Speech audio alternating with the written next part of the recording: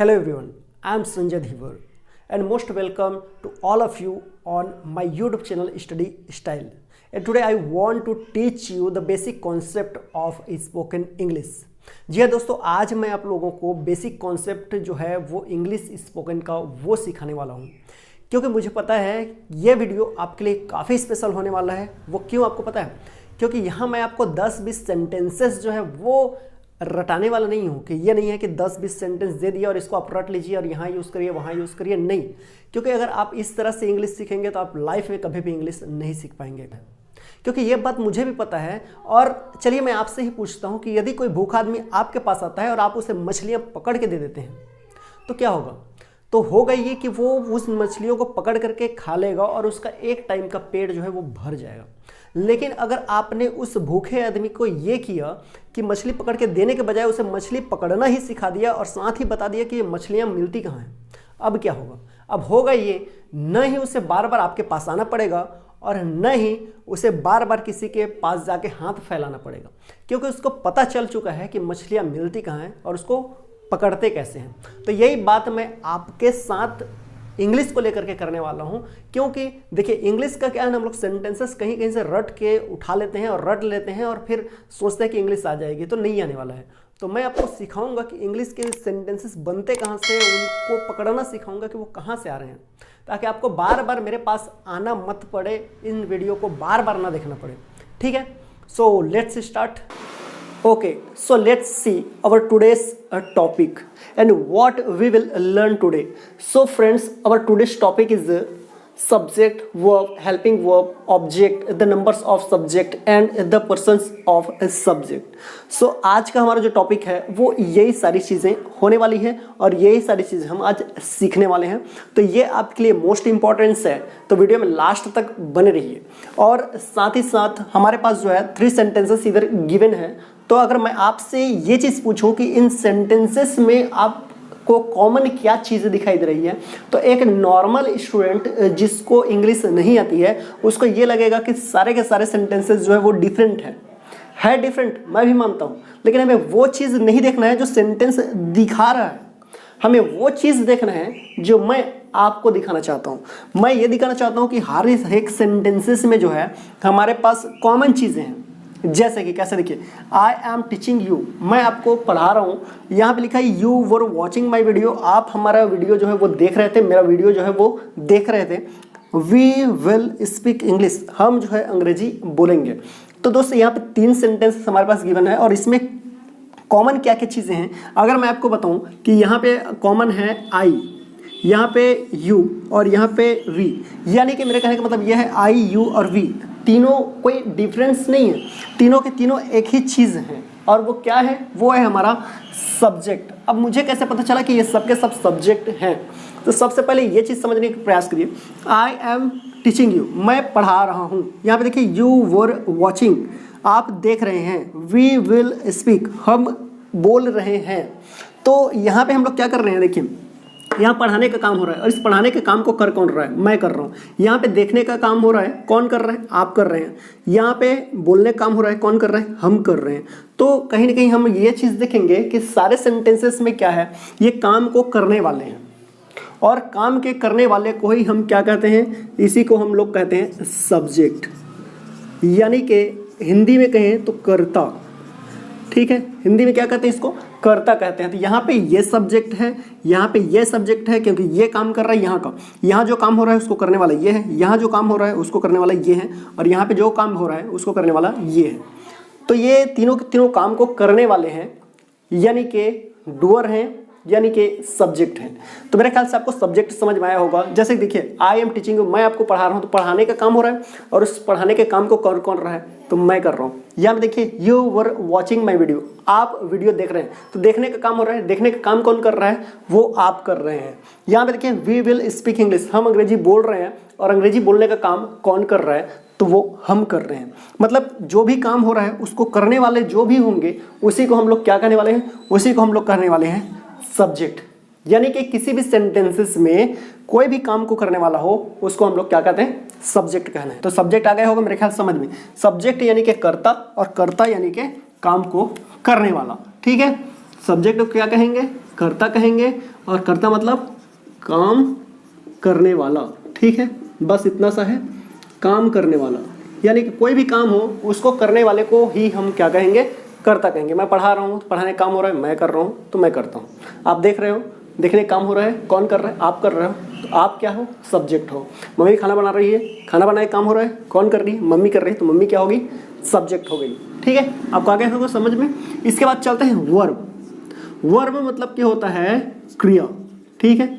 अब क्रिया बोलने से समझ में नहीं आता है, लेकिन क्रिया बोलने से समझ में नहीं आता है, लेकिन अगर मैं आपको कहूँ कि सब्जेक्ट जो कुछ भी काम करेगा, क्रिया मतलब काम, काम, ठीक है, यानी कि सब्जेक्ट कुछ भी काम करेगा वही हमारा क्या बन जाने वाला है, वही हमारा वर्ब बन जाने वाला है, वही हमारा क्रिया बनने वाला है। यहाँ देखिए, आई एम टीचिंग यू, मैं आपको क्या कर रहा हूँ, पढ़ा रहा हूँ। तो यहाँ पे कौन सा काम हो रहा है, यहाँ पे हो रहा है पढ़ाने का। यू वर वॉचिंग, आप देख रहे हैं, यहाँ क्या काम हो रहा है, देखने का। यहाँ पे देखिए, वे विल स्पीक, हम बोल रहे हैं, यहाँ क्या काम हो रहा है, बोलने का। तो क्रिया क्या हो गया, क्रिया हमारा जो है वो क्या हो गया, कर्ता के द्वारा किए जाने वाला हर एक काम क्या होगा, क्रिया होगा। यानी कर्ता कुछ भी करेगा वो हमारा क्या हो जाएगा, वही हमारा क्रिया होगा, ठीक है। जैसे कि मैं ये मार्कर देख रहा हूँ, तो मैं क्या कर रहा हूँ, देखने का काम कर रहा हूँ, तो ये देखना ही क्या हो गया, हमारा क्रिया हो गया, ठीक है। आप सुन रहे हैं, सुनने का काम कौन कर रहा है, आप कर रहे हो, तो आप क्या हो गए, आप हो गए सब्जेक्ट, और ये सुनने का जो काम हो रहा है वो हमारा क्या हो गया, वर्ब, ठीक है। तो यहाँ तक मेरे ख्याल से आपको आ गया होगा समझ में। तो आगे बढ़ते हैं, यानी कि वर्ब यानी कि क्रिया, और क्रिया क्या हो गया, काम। तो काम को ही हम लोग क्या कहते हैं, वर्ब कहते हैं। नेक्स्ट देखते हैं हेल्पिंग वर्ब। नाम से देखिए हेल्पिंग, नेक्स्ट क्या है, वर्ब। तो हेल्पिंग वर्ब, हेल्पिंग मतलब होता है हेल्प करना, यानी कि सहायता करना, यानी कि सहायक, ठीक है। तो इसको क्या कहेंगे, सहायक वर्ब। वर्ब अभी देखें ऊपर में क्या कहते हैं, क्रिया।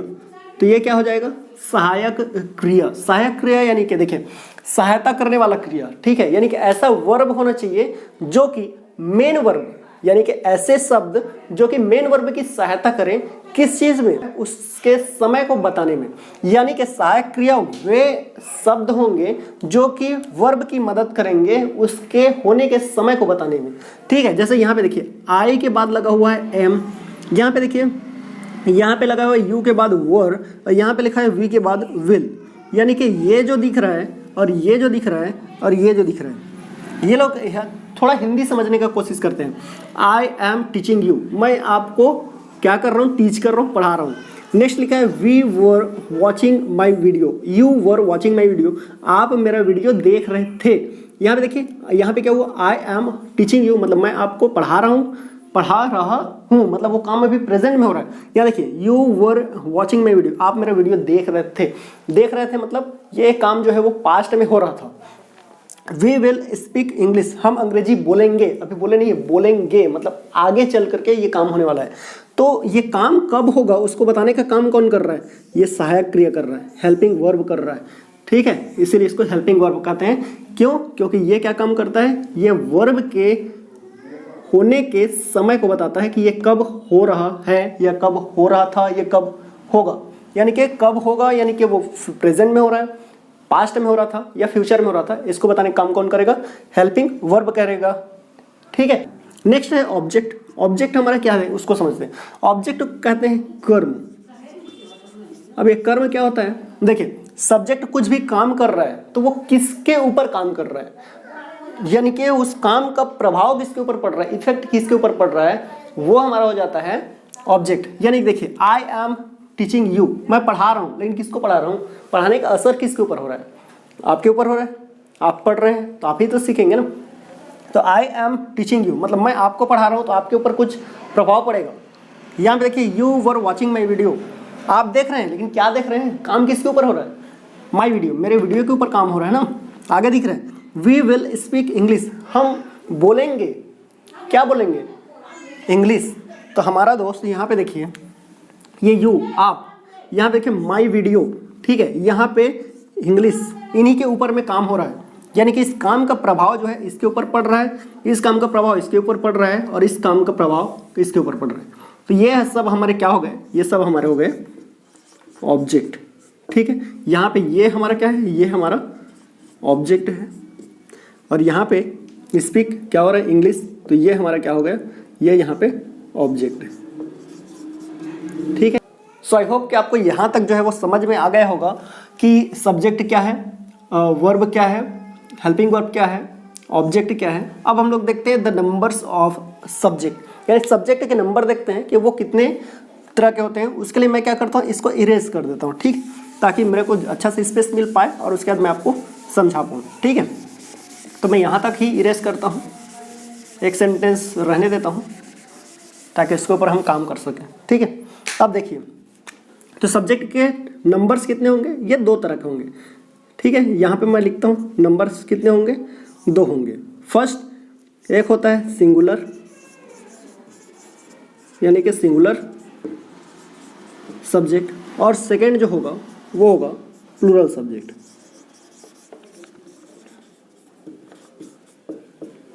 अब सिंगुलर सब्जेक्ट है मतलब क्या, सिंगुलर मतलब होता है एक वचन।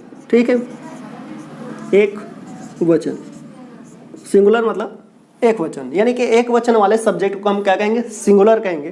प्लूरल मतलब कि आपने हिंदी में पढ़ रखा होगा बहुवचन। ठीक है, बहुवचन, एक वचन यानी कि ऐसे सब्जेक्ट जिनको उच्चारण करने से यानी कि उस सब्जेक्ट में किसी एक की उपस्थिति का पता चले।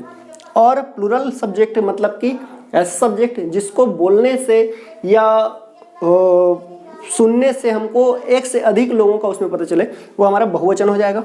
ठीक है, एक वचन वाले यानी सिंगुलर सब्जेक्ट कौन कौन से होते हैं, तो ये होता है आई। देखिए आई बोलकर देखिए, आई अगर मैं कहूँगा तो मैं में कितने लोग हैं, मैं में एक ही है और वो मैं ही हूँ।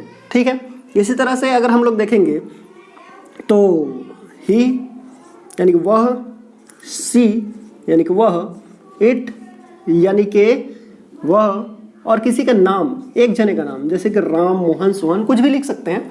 तो मैंने ऐसा लिखा, तो ये सारे के सारे क्या हैं, सिंगुलर सब्जेक्ट हैं, एक वचन वाले सब्जेक्ट हैं। ठीक है, तो ये एक वचन वाले सब्जेक्ट हैं। इनका हिंदी भी देख लेते हैं, शायद आपको पता ना हो या फिर हो, अगर नहीं है तो आपको पता चल जाएगा, और है तो आपको फिर से कंफर्म हो जाएगा। आई का मतलब क्या होता है, मैं, ही का मतलब वह।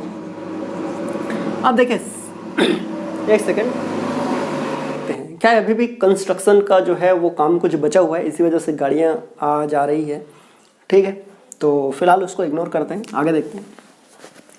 आई मतलब होता है मैं, ही मतलब वह, और सी मतलब भी होता है वह, इट का मतलब भी वह, और राम ये किसी का नाम है। ठीक है, ये किसी का क्या है, ये नाम है, और नाम बहुत सारे हो सकते हैं, कोई ज़रूरी नहीं है कि राम ही हो, राम, मोहन, सोहन, गीता, सीता, राधा, कुछ भी हो सकता है। तो यहाँ पे मैं देखूंगा कि मैं, ये सब के सब तो क्या है, सब के सब सिंगुलर सब्जेक्ट हैं, एक वचन वाले सब्जेक्ट हैं, यानी कि आई, ही, सी, इट और नेम, इतने सारे क्या हो गए, सिंगुलर हैं। तो यहाँ पे आई का मतलब तो मैं समझ लिया, राम तो राम ही है, चलो ठीक है, ये नाम है किसी का, लेकिन ही का मतलब भी वह, सी का मतलब भी वह, और इट का मतलब भी वह, ये क्या मांझ रहा है मतलब, है ना। तो ये समझना जरूरी है। क्या देखिए, इंग्लिश में हम लोग क्या करते हैं, हिंदी में कोई गर्ल्स है, बॉयज़ है, तभी भी कह देते हैं वह लड़का है, वह लड़की है, ऐसा, ये वह मार्कर है भी बोल दिया, यह मार्कर है, ऐसा कुछ भी बोल देते हैं, सब के लिए वह ये यूज़ करते हैं। लेकिन इंग्लिश में ऐसा नहीं है। इंग्लिश में क्या किया गया है, बॉयज़ लोगों के लिए अलग से सब्जेक्ट बनाया गया है, गर्ल्स के लिए अलग से सब्जेक्ट बनाया गया है, और ऐसी चीज़ें जो पता ही नहीं चले कि गर्ल्स है या बॉयज़ है, तो उनके लिए अलग से सब्जेक्ट बनाया गया है। ठीक है, जैसे आपने देख रखा होगा ना कि बॉयज़ के लिए अलग, जैसे मैं पहना हुआ हूँ तो मेरे पास ये शर्ट है, ठीक है, और गर्ल्स लोगों के लिए क्या होता है, टॉप वगैरह है, साड़ी वगैरह है, या फिर जो भी सलवार वगैरह क्या क्या बोलते हैं वो उतना मेरे को नहीं आता है, तो उनके लिए अलग ड्रेस है, होता है ऐसा। अब एक बात बताओ, उनका ड्रेस मैं लगा लूँ तो कैसा लगे, तो दिक्कत हो जाएगी, लोग हंसेंगे, बाहर निकलेंगे, तो ऐसा होगा। तो उसी तरह से इंग्लिश में सब्जेक्ट भी अलग अलग है, मतलब ये वाला स्पेशली बनाया गया है बॉयज़ के लिए, ये किसके लिए, बॉयज़ के लिए ही बनाया गया है, कि मतलब ही जब भी बोलेंगे तो वह जब भी बोलेंगे वह, तो बॉयज़ के लिए अगर वह वर्ड यूज़ हो रहा है तो वहाँ पे ही का यूज़ करेंगे। गर्ल्स के लिए ये चीज़ यूज़ हो तो उसको सी कहेंगे, ठीक है, जी लिख दिया हूँ, तो यहाँ पे आप समझ लेंगे गर्ल के लिए है तो सी कहेंगे। और ऐसी चीज़ें जिससे पता न चले कि वो गर्ल्स है कि बॉयज़ है। फॉर एग्जांपल समझिए, मैं यहाँ पे मान के चलो ही पढ़ा रहा हूँ, अब बाहर में कोई डॉगी जो है वो अगर भौंके तो क्या हम अंदाज़ा लगा सकते हैं कि वो जो भौंक रहा है या भौंक रही है, मतलब डॉगी है या डॉग है, क्या है हम पता थोड़ी कर सकते हैं ना, कुत्ता है कि, ठीक है, मतलब नहीं पता चल सकता है। भौंक रहा है फीमेल है कि मेल है, हम थोड़ी पता चल सकता है, नहीं पता चलेगा। तो उनके लिए क्या है, ईट का यूज़ किया जाएगा, ठीक है। तो ये नॉन लिविंग चीज़ों के लिए या फिर जिनका जेंडर ना पता चले उनके लिए ईट का यूज़ करते हैं, ठीक है। तो ये नॉन लिविंग चीज़ों के लिए है, किसका यूज़ करेंगे, ईट का। और राम तो नाम है भाई, तो वो तो किसी का भी कुछ भी नाम हो सकता है, तो उनको उसके लिए यूज़ करेंगे। नेक्स्ट है प्लूरल सब्जेक्ट। प्लूरल सब्जेक्ट कहने का मतलब होता है बहुवचन, यानी कि ऐसा सब्जेक्ट जिसमें एक से अधिक लोग उपस्थित हों, ठीक है, या एक से अधिक चीज़ें। जैसे कि देखिए यहाँ पे हम लोग लेंगे तो वी, ठीक है, उसके बाद यू, और उसके बाद हमारे पास लास्ट जो बचा वो है दे, ठीक है। तो इतने हमारे पास हैं। अब यहाँ पे इनका भी हिंदी समझ लेते हैं। वी का मतलब होता है हम, ठीक, यू का मतलब होता है तुम, आप और तू, और दे का मतलब होता है वे, ठीक है। तो इस तरह से हमारे पास जो है इतने सारे सब्जेक्ट हैं जिसमें सिंगुलर कौन है, प्लूरल कौन है, ये हमें पता लग गया। जब भी आप बोल करके देखिए वी, हम कहेंगे तो हम में क्या होगा, हम में एक जने नहीं है, एक से ज़्यादा जने दिखेंगे आपको। जब यू, आप, ठीक है, अगर मैं ऐसा बोलूँगा आप वीडियो को लाइक कर दीजिए, कितने लोग लाइक करेंगे, केवल आप ही तो नहीं करोगे ना, जो दूसरे लोग देखेंगे वो लोग भी लाइक करेंगे। मतलब एक से कितने लोग हैं, ज़्यादा लोग हैं इसमें यू में। और वे, जब वे कहेंगे तो एक लोग नहीं दिखेंगे आपको। जैसे मैं बोलूँ वे नहीं सुन रहे हैं, कितने लोग नहीं सुन रहे होंगे, आप सोच के देखिए। तो एक से ज़्यादा लोग कहीं ना कहीं नहीं सुन रहे हैं, इसी वजह से उनको क्या कहा गया, प्लूरल की कैटेगरी में रखा गया है। तो ये हो गया हमारा। तो यहाँ तक अब मैं उम्मीद करता हूँ कि आपको समझ में आ गया होगा कौन सा, द नंबर्स ऑफ सब्जेक्ट। अब नेक्स्ट आगे बढ़ते हैं और वो चीज़ हम लोग देखते हैं, द पर्सन ऑफ सब्जेक्ट, ठीक है। पर्सन, पर्सन यानी कि आपने पढ़ रखा होगा, जैसे हिंदी में हम लोग पढ़ते हैं ना कि रहता है, कैसे होता है कि प्रथम पुरुष, मध्यम पुरुष, उत्तम पुरुष, ऐसे होता है। उसी तरह से इसमें भी रखा गया है, first person, second person, third person. इसे पर्सन कहते हैं और उसमें हम लोग क्या कह देते हैं, पुरुष कह देते हैं। प्रथम पुरुष, उत्तम पुरुष, मध्यम पुरुष, तो उसको हम लोग इसमें अलग से कहते हैं। अब देखिए यहाँ पे क्या है, पर्सन। तो पर्सन में अब हमारे पास सब्जेक्ट कितने हो गए, सब्जेक्ट हो गए आई, और हो गया वी, और हो गया यू, और हमारा क्या बच गया, ही, सी, इट, और किसी का सिंगल नेम यानी कि अकेले का नाम, जैसे कि राम, ठीक है। तो हमारे पास अब देखिए यहाँ पे क्या हो गया, यहाँ पे मैंने सारे सब्जेक्ट को लिख लिया, ठीक है। अब हमारे पास देखिए, जब भी हम लोग, ये याद करना कोई बड़ी बात नहीं, ऐसे ही ऑटोमेटिक हो जाएगा, ठीक है। अब बस थोड़ा सा धैर्य बनाएंगे। आई और वी, ये दोनों के दोनों हमारे फर्स्ट पर्सन हैं, फर्स्ट पर्सन है। अब हम कैसे पहचानेंगे सर कि फर्स्ट पर्सन कैसे पता चलेगा, तो देखिए फर्स्ट पर्सन ऐसे होगा जिसमें आप खुद रहोगे, जिसमें आप खुद की उपस्थिति हो, वो आपका फर्स्ट पर्सन। अगर मैं बोलूँगा जैसे कि मैं, तो मैं में मैं हूँ। अच्छा, यहीं पे अगर ऐसा बोल दूँ कि हम बोल दें, हम अंग्रेजी सीख रहे हैं, तो कौन कौन सीख रहा है, क्या कल ही आप ही सीख रहे हो, हम में तो मैं भी होऊंगा ना, तभी तो हम बनेगा। हम के बिना तो आप अलग हो जाओगे। तो हम में मैं भी हूँ, मतलब मैं कहाँ कहाँ हूँ, मैं आई में भी हूँ मैं, और हम में भी मैं रहूँगा, ठीक है। इन दोनों में मेरी उपस्थिति जरूरी है, तभी होगा। तो जिसमें आप खुद हो वो आपका क्या हो जाएगा, ये आपका फर्स्ट पर्सन है, ठीक है। तो ये हमारा क्या हो गया, फर्स्ट पर्सन। जिसमें हम खुद होते हैं वो हमारा फर्स्ट पर्सन, और ये यू जो दिख रहा है ये हमारा क्या होगा, ये हमारा सेकंड पर्सन है, ठीक है। ये क्या है, सेकंड पर्सन है, ठीक। तो ये हो गया हमारा सेकंड पर्सन। अब फर्स्ट पर्सन, सेकंड पर्सन बस याद करना है आपको। इन दोनों को छोड़ दें तो दुनिया के सारे की सारी ऑब्जेक्ट या फिर सब्जेक्ट वो क्या हो जाने वाला है, वो हमारा हो जाने वाला है थर्ड पर्सन। तो ये ही हो, सी हो, इट हो, या फिर राम हो, या किसी का एक से ज़्यादा नाम भी क्यों ना हो, वो भी हमारा क्या होने वाला है, वो भी हमारा हो जाएगा थर्ड पर्सन, ठीक है, थर्ड पर्सन। चलिए एक बार फिर से देखिए, आई और वी फर्स्ट पर्सन है। क्यों है अगर ऐसा आपसे पूछा जाए तो वो इसलिए है क्योंकि हम लोग आई में भी मैं हूँ, वी भी मैं हूँ, मतलब जिसमें हमारी उपस्थिति होती है वही अब आपको ऐसा नहीं बोलेगा, आपको बुक में पढ़ोगे या फिर कोई टीचर पढ़ाएंगे तो वो इस तरह से पढ़ाएंगे, बोलेंगे कि बोलने वाला जो होता है, वक्ता जो होता है वो फर्स्ट पर्सन होता है। अरे भाई, तो वक्ता जो होगा वो तो मैं ही होऊंगा ना, या तो हम होंगे, तभी तो फर्स्ट पर्सन होगा। तो उसमें आपकी उपस्थिति जरूरी है। ये हमारे याद करने के लिए है। यू बस सेकंड पर्सन, यू बस सेकंड पर्सन, और उसके बाद बाकी सब के सब क्या हो जाते हैं, थर्ड पर्सन होते हैं। ठीक है। सो आई होप कि आपको इतनी चीज़ें समझ में आ गई होगी। तो आज के वीडियो को बस यहीं तक रखते हैं। यहीं तक इसीलिए रख रहे हैं, क्यों? क्योंकि जैसे कि आपको भी पता है कि फेयर लवली लगाने से लोग गोरे होंगे, लेकिन कब होंगे? क्या एक ही दिन पूरा का पूरा पैकेट लगा लें तो हो जाएंगे? क्या नहीं होंगे। वो तब होगा जब रोज थोड़ा थोड़ा थोड़ा थोड़ा करके 5-6 महीने तक कंटिन्यू लगाएंगे तो कुछ इफेक्ट दिखेगा, ऐसा कुछ होगा। उसी तरह से इंग्लिश में ये नहीं है कि अब अच्छा समझ में आ रहा है तो सब कुछ आज ही पढ़ लें, नहीं, आज ही सब कुछ पढ़ लेंगे कोई इफेक्ट नहीं दिखने वाला है। रोज़ थोड़ा थोड़ा पढ़ना पड़ेगा, रोज़ थोड़ी थोड़ी वीडियोस देखनी पड़ेगी, रोज़ थोड़ा थोड़ा नोट्स बनाना पड़ेगा और रोज़ थोड़ा थोड़ा प्रैक्टिस करना पड़ेगा, तब कहीं जाकर के आपको इंग्लिश आएगी। ठीक है। आई होप कि आपको समझ में आ रहा होगा मैं क्या कहना चाहता हूँ। तो आपको क्या करना है, जो चीज़ें इंपॉर्टेंस इसमें से लगी है उसको आप नोट डाउन कर लीजिए। और आज का वर्क आपका ये रहेगा कि आप देखिए कि लोग बात क्या कर रहे हैं और उसमें आपको क्या ढूंढना है, subject, helping verb, main verb, object, इनको ढूंढ के निकालिए। और वो अगर सब्जेक्ट मिल गया तो वो सब्जेक्ट कैसा है, सिंगुलर है, प्लूरल है, फर्स्ट पर्सन है, सेकेंड पर्सन, थर्ड पर्सन है, ये ढूंढने का काम आज आप करिए।